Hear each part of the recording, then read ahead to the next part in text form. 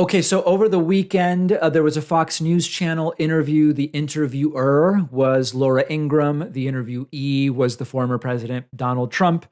This is a very relevant interview for the next two election cycles. Now that it's clear they would try the coup again if they could, now that it's clear Donald Trump is planning to be involved in 2022 and quite plausibly in 2024, now that we know that the coup had a PowerPoint, I mean, all of this stuff, this must be taken really, really seriously. So we're going to go through a number of different lies told by Trump, but we're going to really build to the commentary about what may be coming in the future for the United States. So first, just to reintroduce us to the uncontrollable lying, Donald Trump again makes very deceptive and untrue claims about gas prices. Now, why the gas price issue is even an issue, remember, there's a lot of people who play the political football of blaming or praising presidents for high or low gas prices, depending on what is convenient based on your partisan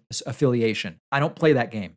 Presidents have almost nothing to do with gas prices, but Trump plays the game. He says when he left office, gas was at $1.87, and now it's at $7.77 in California. If those numbers sound weird, they should. And let's look at the clip first. You look at gas prices, gasoline was at $1.87 a gallon, and now in California it's over $7, $7.77 to be exact, and it's going to be catching up with a lot of other parts of the country. So, okay, so it's all either a lie or deceptive. When Trump left office, gas was $1.87, he says. That's not true. When Trump left office, gas was $2.42. So, is it higher today? Yes. But was it $1.87? No. When Trump left office, it was 30% higher at $2.42. Trump says gas is now $7.77 in California. And what's dishonest about that? Well, even if it were true that gas prices are $7.77 in California, comparing California to the national number doesn't make sense. The official national gas price is now $3.49. So you don't compare 187 or the real number 242 a year ago or when you left office to a specific gas station in California. That doesn't make sense. You compare it to the official number in the US, and that is now 349. It's 349 instead of 242. Is gas more now than when Trump left? Yes. It is dramatically, it's a dramatically smaller gap than what Trump claimed. And remember, presidents don't control gas prices. Now, lastly, even the California number is a lie. California gas right now, the official state number is 460, not 777. Is there some gas station in California where super premium maybe was 777? Maybe. I don't know. But that's not how you look at numbers. So it's all lies, and he keeps telling them. Trump then says, and this is totally unintelligible. He's like, his brain is glitching. It's like mayonnaise. Or veganese. Trump claims Democrats are going to try to use the debt ceiling for the Supreme Court and other stuff. I don't even know what he's saying. Take a listen. To absolutely kill that. Now they're going to use it for the Supreme Court.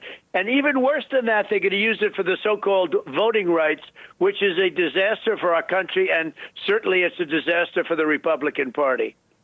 Yeah, I don't think that's going to pass. But Arizona. Just off the wall. Off the wall. No idea what mechanisms he is even referring to. Trump was then asked about invoking or attempting to invoke executive privilege, even though he's no longer president, over documents related to the January 6th Trump riots. And he again says there was no insurrection on January 6th. The insurrection was Election Day, November of 2020. This is his new talking point, and I'll explain it in a moment. Here about the executive privilege and Biden's decision to release those documents. Your reaction tonight? Well, we're going to have to see what happens. If you look at the protest, it was a protest. The insurrection took place on November 3rd, which was Election Day.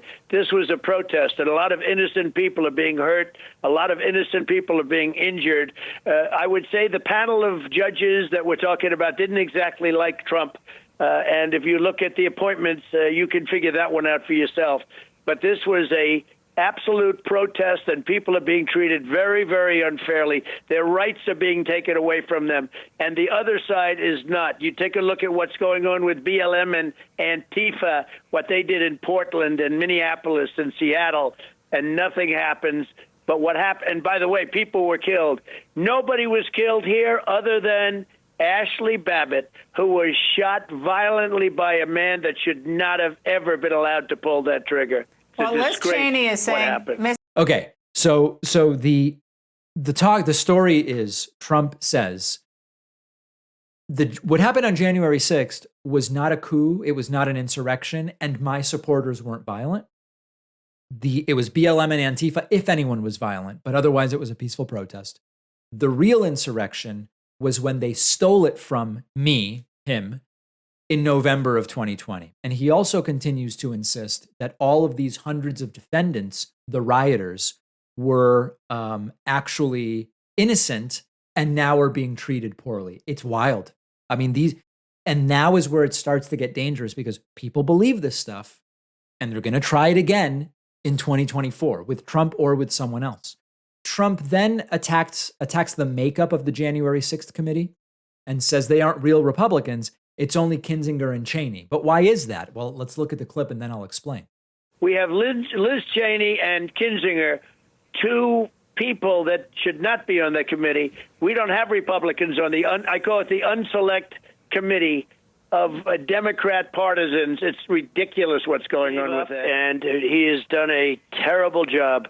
You have I call it the infrastructure bill because it's not infrastructure. So Trump says they don't have real Republicans. They only have people like Adam Kinzinger and Liz Cheney. Well, that's because other Republicans abandoned the initial plan for the committee and said, we're not going to participate, which made Nancy Pelosi have to go out and find Republicans willing to be on it. Does it mean we wouldn't prefer a different makeup of the committee? No, of course not. But come on, it's another deceptive claim. So here's what's very clearly going on. Trump is dramatically accelerating the pace of his media interviews over the last 2 weeks. Why? The 2022 midterms are about to start. He's ramping up for 2022. He wants to be the kingmaker. He wants people donating to him so that through his PAC, he can support candidates. He is definitely going to be involved in campaigns in 2022.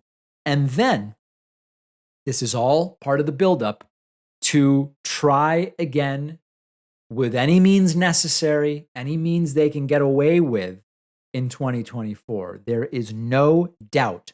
Now, whether the candidate will be Trump, that's a different question. We don't know the answer to that yet. Over the last 10 days, more and more people saying it's going to be Trump. I think his health may be the biggest limiting factor. We just don't know yet. But this is building. He's doing interviews more and more frequently to sell the book, sure. But also because we are about to get very much in with what might be some of the most anticipated. I mean, it sounds cliche, but in a way, what is going to happen? Will Democrats lose everything other than the White House in November of 22 or not? And Trump wants to be very much involved.